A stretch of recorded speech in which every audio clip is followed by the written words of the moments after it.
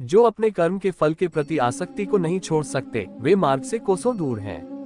अपनी इच्छा की शक्ति से अपने आप को नया आकार दे, अपने आप को कभी भी स्व इच्छा से नीचा न होने दे। इच्छा ही आत्मा की एकमात्र मित्र है और इच्छा ही आत्मा की एकमात्र शत्रु है। जिन्होंने खुद को जीत लिया है, उनके लिए इच्छा एक मित्र है, लेकिन यह उन लोगों का दुश्मन है जिन्होंने अपने भीतर आत्मा को नहीं पाया है। सर्वोच्च वास्तविकता उन लोगों की चेतना में प्रकट होती है जिन्होंने खुद को जीत लिया है। शांत मन में, ध्यान की गहराइयों में आत्मा स्वयं को प्रकट करती है। स्वयं के माध्यम से स्वयं को देखकर एक आकांक्षी पूर्णता के आनंद और शांति को जानता है। कोई भी जो अच्छा काम करता है उसका कभी भी बुरा अंत नहीं होगा, न तो यहाँ और न ही आने वाले युग में। गंभीर तपस्या और ज्ञान मार्ग से ध्यान श्रेष्ठ है। मुझ पर अपना मन लगाकर योग के अभ्यास से स्वयं को अनुशासित करो। मैं उन लोगों के लिए हमेशा मौजूद हूँ जिन्होंने मुझे हर प्राणी में महसूस किया है। व्यक्ति जो चाहे बन सकता है, यदि वह विश्वास के साथ इच्छित वस्तु पर लगातार चिंतन करे। मन बहुत चंचल है, जो इंसान के दिल में उथल पुथल कर देता है। जैसे वे मेरे पास आते हैं, वैसे ही मैं उन्हें ग्रहण करता हूँ। सभी पथ पार्थ मानव को मेरी ओर ले आते हैं। इंद्रियों से मिलने वाला सुख पहले तो अमृत जैसा लगता है, लेकिन अंत में यह विष के समान कड़वा होता है। जब ध्यान में महारत हासिल हो जाती है तो मन हवा रहित स्थान में दीपक की लौ की तरह अडिग रहता है। हे अर्जुन, तीनों लोकों में मेरे पाने के लिए कुछ भी नहीं है और न ही कुछ ऐसा है जो मेरे पास नहीं है।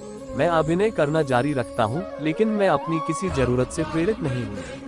कर्म मुझ पर इसलिए नहीं टिकते क्योंकि मैं उनके परिणामों से जुड़ा नहीं हूँ। जो लोग इसे समझते हैं और इसका अभ्यास करते हैं, वे स्वतंत्रता में रहते हैं।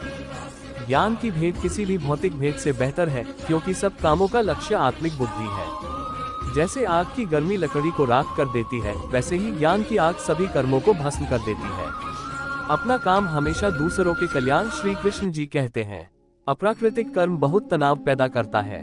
हर व्यक्ति का विश्वास उसकी प्रकृति के अनुसार होता है। मैं उन्हें ज्ञान देता हूँ जो सदा मुझसे जुड़े रहते हैं और जो मुझसे प्रेम करते हैं। मेरी कृपा से कोई सभी कर्तव्यों का निर्वाह करते हुए भी बस मेरी शरण में आकर अनंत अविनाशी निवास को प्राप्त करता है। बुद्धिमान व्यक्ति कामुक सुख में आनंद नहीं लेता। जो कार्य में निष्क्रियता और निष्क्रियता में कार्य देखता है, वह एक बुद्धिमान व्यक्ति है। मैं धरती की मधुर सुगंध हूँ, मैं अग्नि की ऊष्मा हूँ, मैं ही सभी जीवित प्राणियों का जीवन भी और मैं ही सन्यासियों का आत्मसंयम हूँ। तुम उसके लिए शोक करते हो जो शोक करने के योग्य नहीं है, और फिर भी ज्ञान की बातें करते हो। बुद्धिमान व्यक्ति ना जीवित और ना ही मृत व्यक्ति के लिए शोक करते हैं।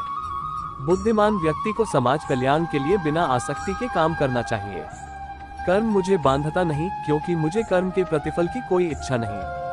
कर्म योग वास्तव में एक परम रहस्य है। कर्म उसे नहीं बांधता जिसने काम का त्याग कर दिया है।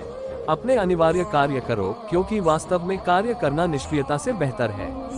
आत्मज्ञान की तलवार से काटकर अपने हृदय से अज्ञान के संदेह को अलग करके अनुशासित बनो। मनुष्य अपने विश्वास से निर्मित होता है। जैसा वो विश्वास करता है वैसा वो बन जाता है।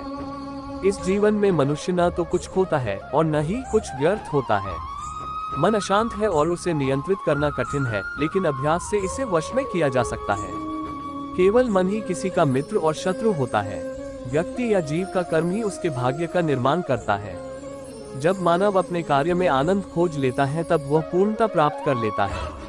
नर्क के 3 द्वार वासना, क्रोध और लालच हैं। क्रोध से भ्रम पैदा होता है, भ्रम से बुद्धि व्यग्र होती है, जब बुद्धि व्यग्र होती है तब तर्क नष्ट हो जाता है, जब तर्क नष्ट होता है तब व्यक्ति का पतन हो जाता है। सदैव संदेह करने वाले व्यक्ति के लिए प्रसन्नता ना इस लोक में है ना ही कहीं और। मन की गतिविधियों, होश, श्वास और भावनाओं के माध्यम से भगवान की शक्ति सदा तुम्हारे साथ है और लगातार तुम्हें बस एक साधन की तरह प्रयोग करके सभी कार्य कर रही है। ज्ञानी व्यक्ति ज्ञान और कर्म को एक रूप में देखता है, वही सही मायने में देखता है। प्रबुद्ध व्यक्ति के लिए गंदगी का ढेर, पत्थर और सोना सभी एक समान है। निर्माण केवल पहले से मौजूद चीजों का प्रक्षेपण है। उससे मत डरो जो वास्तविक नहीं है, ना कभी था ना कभी होगा। जो वास्तविक है वो हमेशा था और उसे कभी नष्ट नहीं किया जा सकता। जन्म लेने वाले के लिए मृत्यु उतनी ही निश्चित है जितना कि मृत होने वाले के लिए जन्म लेना। इसलिए जो अपरिहार्य है उस पर शोक मत करो। जो मन को नियंत्रित नहीं करते उनके लिए वह शत्रु के समान कार्य करता है।